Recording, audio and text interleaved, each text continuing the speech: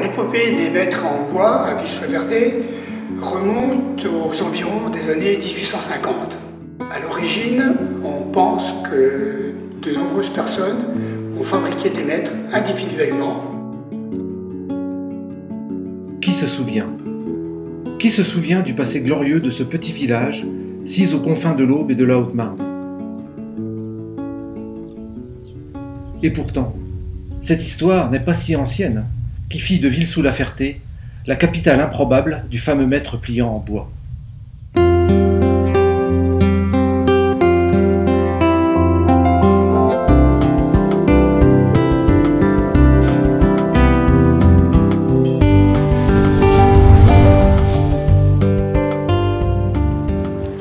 Pour fabriquer des maîtres, deux éléments essentiels sont nécessaires, l'eau et le bois de charme. À Ville coule la rivière l'Aube et le charme recouvrait la majeure partie des forêts environnantes. Je suppose qu'il devait en utiliser quand même de nos forêts parce que quand il y avait des coupes à vendre, au moment de la vente des coupes de bois, ils achetaient les coupes sur pied. Puis ils les faisaient. C'était des bûcherons qui abattaient les arbres et après ça étaient rentrés à la scierie pour les débiter, les laisser sécher plusieurs années. On faisait les entailles à la hache. Après, on a eu des scies américaines. Ben, c'était, oui, mais on pouvait tirer un de chaque côté, le passe-partout aussi.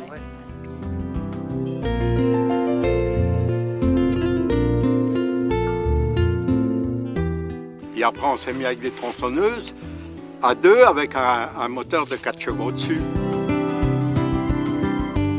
Que fut donc le passé rayonnant de ce territoire, dont la mémoire nourrit à présent la volonté de ses habitants de le débarrasser des poussières du temps et de rebâtir sur ses fondements un avenir plein de promesses.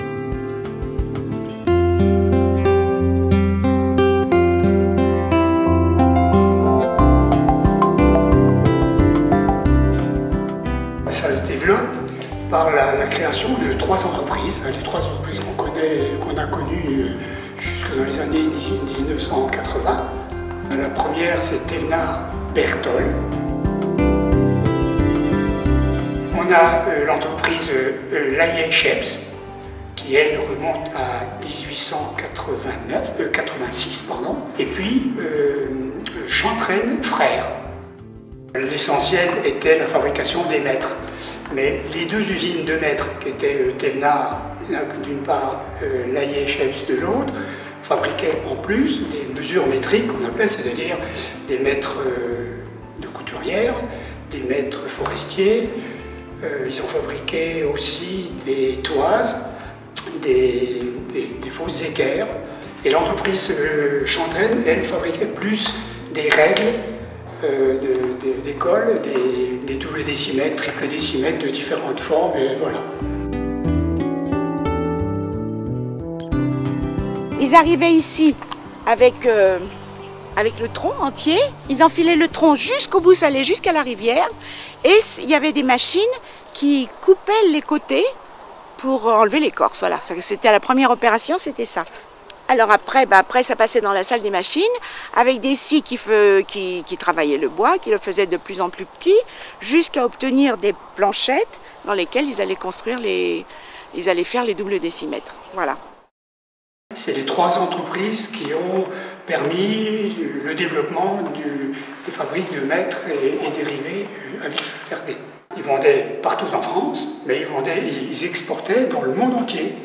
Ils ont exporté, alors en Europe bien entendu, Grande-Bretagne, Allemagne, Belgique, Pays-Bas, Italie, Europe de l'Est, la Russie, la Turquie, aux Amériques, Canada, États-Unis, Amérique du Sud, l'Argentine, le Venezuela, le Chili, le Brésil, Haïti, et puis en Afrique, l'Algérie, le Togo, et puis Madagascar, entre autres, parce que je pense que j'en oublie encore.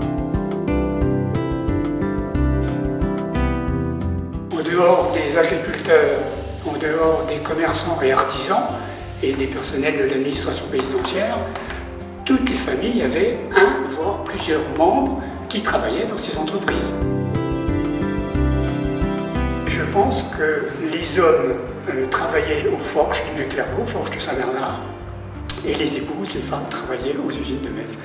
Moi, je me rappelle, étant gamin, les voir venir en bicyclette depuis Clairvaux, depuis les Forges, jusqu'aux usines de ville, quoi.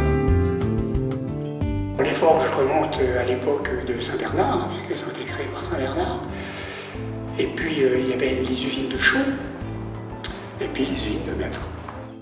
Elles se sont ensuite développées au fil du temps, au fil des années, mais ça a permis aussi le développement du commerce. Dans les années 50, 1950, à Ville, il y avait 3 commerces alimentaires. Il y avait une boulangerie-pâtisserie, il y avait une fromagerie, il y avait un coiffeur, il y avait un pharmacien, il y avait un dentiste, il y avait un médecin, il y avait... Et puis tous les artisans possibles, plusieurs maçons, menuisiers. Ainsi, au début des années 70, la fabrique de Maître en Bois de Ville-sous-la-Ferté emploie 70 personnes qui produisent jusqu'à 19 000 pièces par jour. Mais cette dynamique florissante, qui voit alors une modeste entreprise artisanale rurale faire jeu égal avec les plus grosses industries nationales, cette dynamique va s'affaiblir puis se tarir. En juillet 2011, alors que son effectif ne compte plus que 6 salariés, la société Thévenard Jacob ferme définitivement ses portes, abandonnant le territoire aux méfaits d'un marasme économique violent et impitoyable. Est-ce que le développement industriel s'est fait un peu tardivement? C'est-à-dire, est-ce que l'achat, le remplacement des ouvriers par des machines beaucoup plus performantes a été trop tardif? Est-ce que la concurrence interne entre les usines locales a été trop importante? Une chose est sûre, c'est que la création du mètre à ruban et aujourd'hui le mètre laser a été a sérieusement concurrencé le mètre en bois.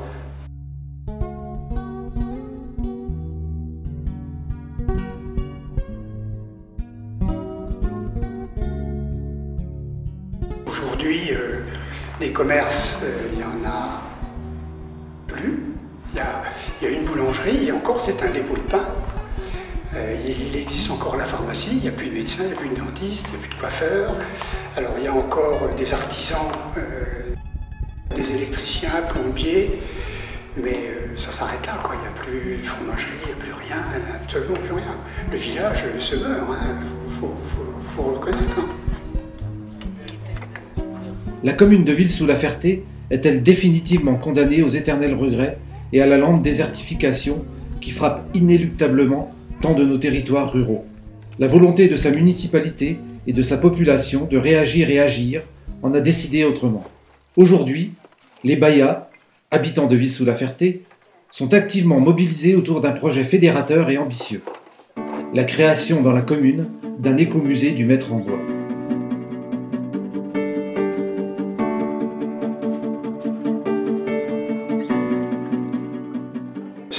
La commune, c'est la municipalité qui est à l'origine de ce projet.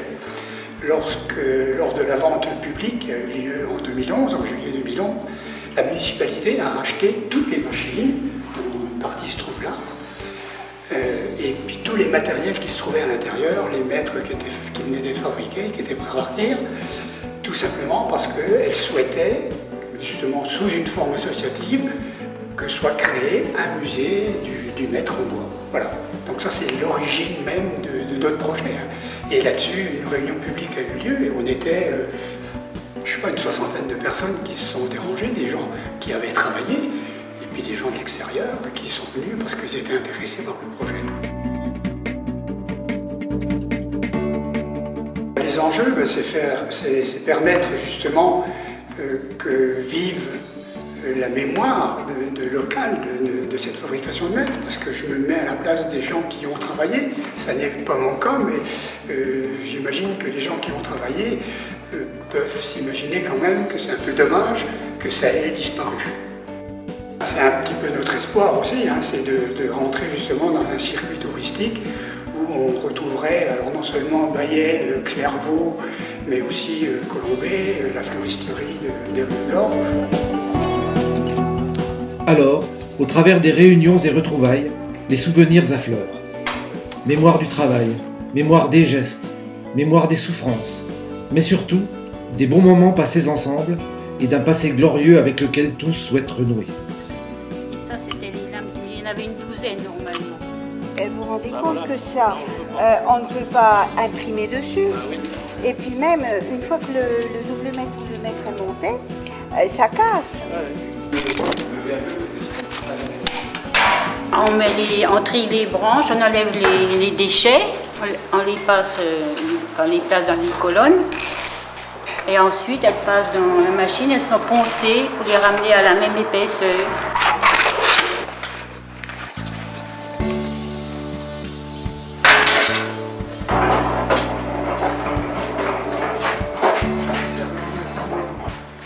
Donc il y a une machine qui met les ressorts au chaque bout.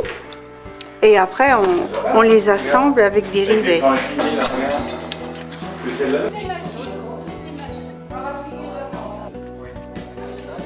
On avait une pédale et donc ça rivetait. On les mettait en douzaine dans les boîtes et il y avait Julienne qui faisait les boîtes. Oui. La femme, elle faisait les boîtes de ces vitesses, elle mettait les agrafes. C'était un carton et elle vous pliait ça en... Moi, j'y arrivais bien. Voilà. On pliait d'abord les côtés, voilà. Après on faisait comme ça, et tac tac, alors avec la pédale, tac tac, on retournait et tac tac. On en prenait un, on faisait comme ça, tac tac, après on retournait, vous voyez, et hop, tac tac. Ici vous aviez une mèche, vous avez la mèche là, vous voyez, donc on la démontait quand il fallait l'affûter, on démontait avec ce petit outil qu'elle a que j'ai reconnu. Il fallait le faire nous-mêmes, on la retirait et on la remettait, c'était nous qui le faisions ce geste. On l'emmenait à la mécanique pour qu'il nous affûte parce qu'après le trou se faisait, c'était pas très joli, avoir la rondelle c'était un petit peu... Et donc là ça repartait, mais des fois les branches s'en mêlaient. Donc c'est pareil, le système on mettait tous, il fallait les mettre tous dans le même sens, le glisser dans la colonne et les branches retombaient ici. Ça c'est sûr, c'était ma mère. Elle a travaillé toute sa vie sur cette machine. Donc je suis contente de revoir, quoi. C'est sûr, c'est des souvenirs